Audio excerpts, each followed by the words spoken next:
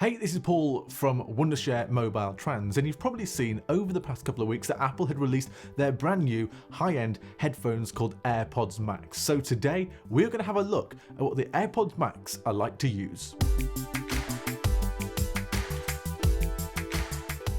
Apple decided that they wanted to release some really high-end noise-cancelling headphones, and they did that and they called them AirPods Max.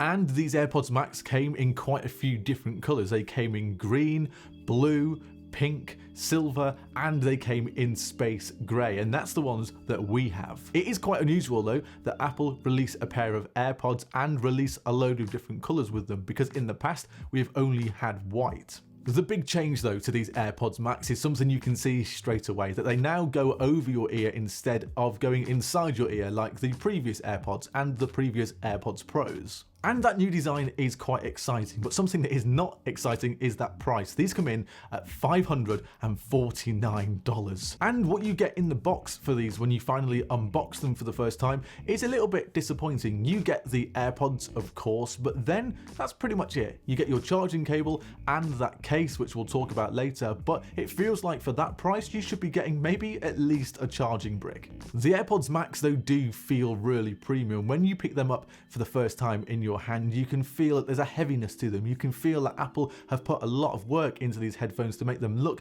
and feel as good as they possibly can. Like I said, they do feel quite heavy, especially for over-the-head headphones, and you might think that that might be a bit of a problem. But these, when they're on, sometimes if you have them on for quite a long time, they can start to feel heavy, and that is maybe just a little bit too uncomfortable. One place that they don't hurt though is on those ear cups, and once you have them on, they sit so nicely around your ear. It's just really comfortable. The cushions on the ear cups are made out of this really nice foam, and you can buy these separately so you can change the colours if you really wanted to on your AirPods, but they do fit perfectly around your ear and it gives it that nice seal, and it's just, like I mentioned before, really comfortable. You also have your left and your right ear cup, and you need to make sure that they are placed on the correct ear. The band that keeps these ear cups together and makes them the headphones that they are very comfortable as well. They're made out of a sort of weird mesh on the top, but because it is made out of that mesh, that when it is sat on your head,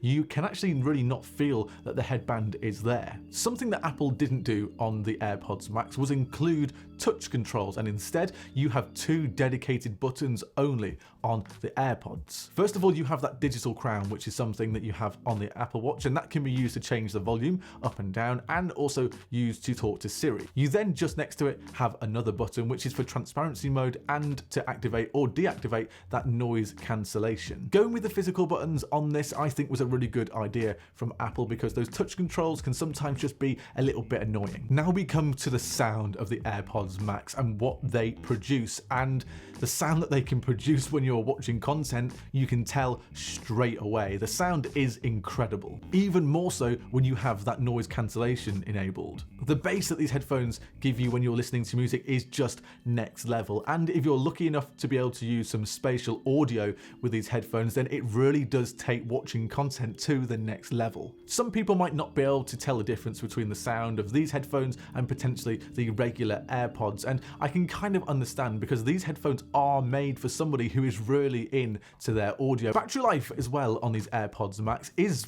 genuinely really good. You can go a couple of days without charging it if you listen to just a couple of hours of music, or you watch a film or a bit of YouTube every single day. You can get around 20 to 24 hours of listening time, depending whether you have that noise cancellation on or you have that noise cancellation off. And if you did end up running out of battery, if you plug these in for 5 minutes, that gives you up to 90 minutes again of listening time. So a nice quick charge. Now we talk about some of the downsides though, and that case is one of the downsides, because if you put these headphones in that case, it doesn't charge them like it does with previous AirPods. The case itself isn't actually very good looking and doesn't really do much to protect the AirPods Max themselves. If you put these headphones within that case, it doesn't do anything. It lets dust in, it can still let the headphones get scratched, and it makes you not want to take them outside because you just don't know what might happen to your $549 headphones. Like I mentioned, it doesn't charge the AirPods Max for you, but what it can do